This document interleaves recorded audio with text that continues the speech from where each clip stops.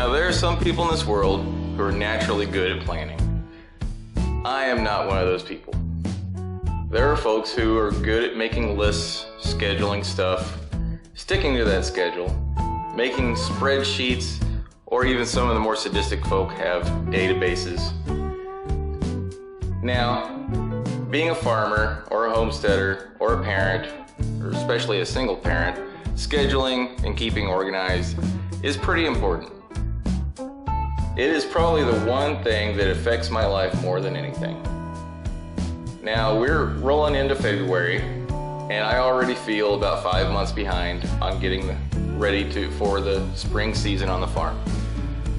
I have maybe a month to 2 months to get my seed flats seeded for my starts that I'll be selling at market towards the middle to end of March. Now, in order to do that, I need a spot to do these seeds flats. About a year after we moved in here, up in the loft in the barn, I framed in and insulated and sealed off a room that was just big enough to fit a couple tables in, that I converted into heat trays and grow lights for seed starting. And this has worked out really well, especially when me and my son were living in this room here that's separate from the house while I was working on the rest of the house. It gave me a spot to get all that started without it being in the way. The problem is, it's in the barn. It's all the way at the very back corner of the barn, upstairs, off on its own. It's far away from any water, and it's kind of difficult to get to on a daily basis. When you're starting seeds, it's something you need to be able to get to every day, at the same time every day. Check the water, check the plants, check the lights, check the temperature, monitor how everything is going. And it just gets discouraging trying to get in there every day, fill up the gallon jugs of water that I use to fill the trays, and carry them up the stairs into that room. So this year I've decided to move my seed starting production into this room here. This is the room that my son and I slept in for the first 2 years that we lived here, while I was working on getting the bedrooms inside the house completed, framed out, electrical, sheetrock, paint, everything else that needed to be done with them, so that we can move into the house. It's separate from the rest of the house, connected by a covered porch.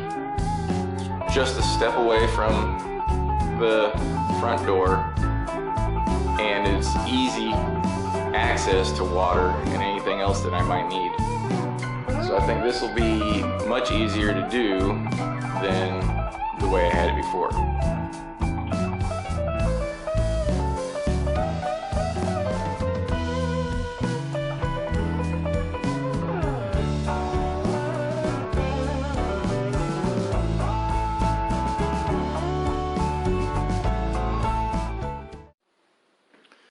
So the room we're standing in right now is the room that me and my son lived in for the first 2 years we were living here, until I got the rooms inside the house done and we could move in there. So we shared this room.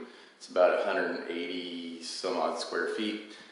So it was me and my 3 to 5 year old, from 3 to 5, in here with 2 beds, a dresser, TV, some shelving and everything. It was pretty cramped.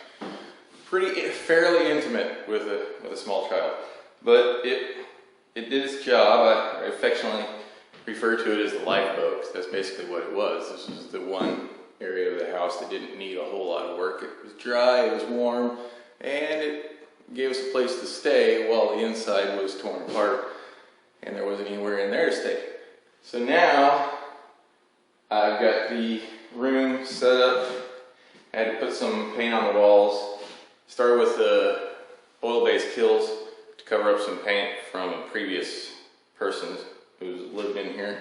Decided to paint the walls some interesting colors. And then I was going to put some paint over it that I got from Walmart on the discount bin for $15 for a 5-gallon container, so I was like, yeah, I'll get that. But now I understand why it was $15, because it does not cover anything. It's like I was painting with water. You put it on the walls and you don't even see that it's there. So I think that's just going to be a giant waste of time trying to put that on the wall. So I'm just going to leave it primer. So this is going to be more or less kind of a workshop utility room. I'm going to move my seed starting tables in here, some shelving, and some work tables. And it's just going to be a little room outside, away from the house, that I can come in here and get stuff done that I need to get done. I can do it in the middle of the night and not worry about making too much noise and waking up my kid. Or I could just keep the mess contained to this spot away from the house instead of having it inside the house, which is something I need to do. I need to move a lot of stuff that's inside the house into here so I can get some room and kind of reclaim the living room a little bit. So that's what I'm going to do next.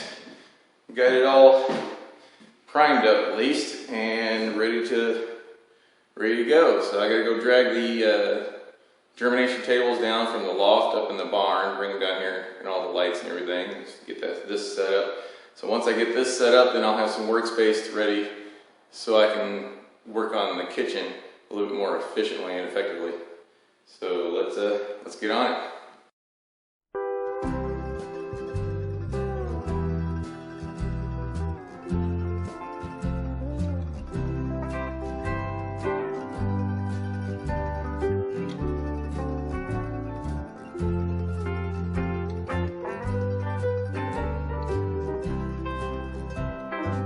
Now with February here and March on its way, that means I've got to get moving.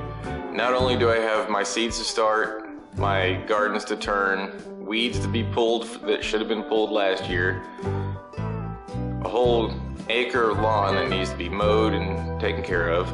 I also have my kitchen that needs to be finished, so we can mark that off the list and I can turn the house less into a construction zone and more into a home.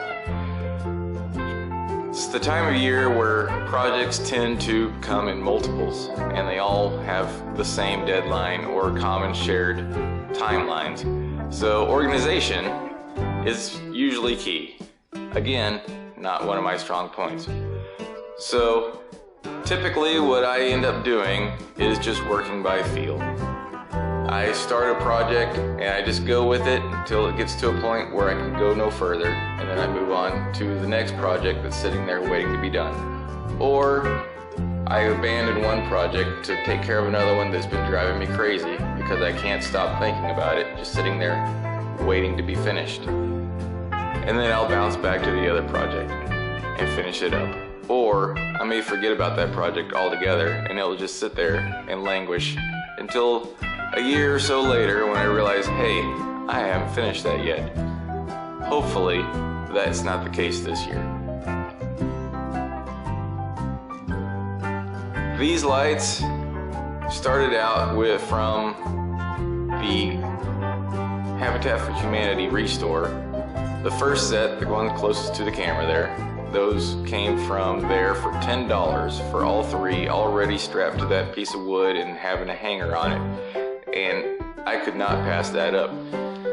Those are fluorescents, and the problem is the fluorescent bulbs to go in them cost about 5 to 10 times more than what I paid for the fixture. Between the cost of the bulbs and then the environmental fee that comes with it, it's just not cost effective to have fluorescent fixtures anymore. So last year I purchased some LED strips from Walmart. They aren't rated for growing. They're about 4,200 lumens, but they use about 2 cents of electricity per year, or per month is what they say on average, or something like that. They don't put off any heat, which is nice. When I have them nice and close to the seed starting domes, they don't melt or deform that, and I don't have to worry about burning the seedlings as they pop up. And they do a good enough job. I used 2 of them last year just as an experiment, and I didn't see any difference in growing between the LED strips and the fluorescent bulbs, except for the heat that they did not put off, which is good. You want the heat coming from the bottom, not from the top. The tables that I built here Those are some cheap folding tables from Walmart. I purchased those years ago. The tops had been rotting or falling off. So it's basically just a frame with some OSB on top that I already had laying around. Then a $12 strip light, incandescent strip light from Home Depot, coiled up in there with some styrofoam insulation as support between the strip light coils. Sheet of 1/2-inch sheetrock on top that again I already had laying around, just cut offs from working on the rooms. And then I also had a roll of linoleum flooring that I put on top of the sheetrock just to keep them from getting damaged if water spills. All told, between the two tables, I probably have $40 invested. And I can start 8 full flats of seedlings between the two tables. Now, not every plant requires bottom heat to germinate. Some just germinate at room temperature and some like cold temperatures. So that's where the shelf comes in.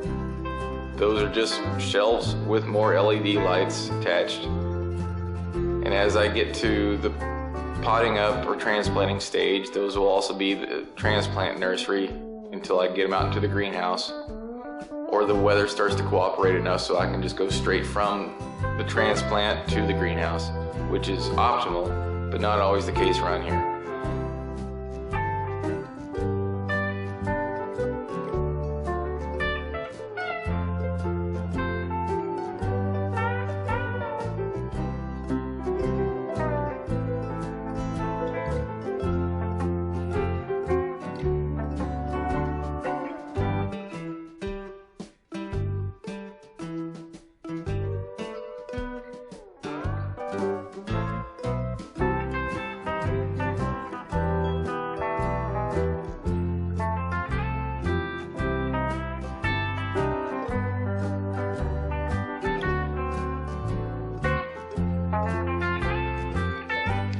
Thank you for watching. Don't forget to like and subscribe. Stay tuned for more. Till next time, see ya.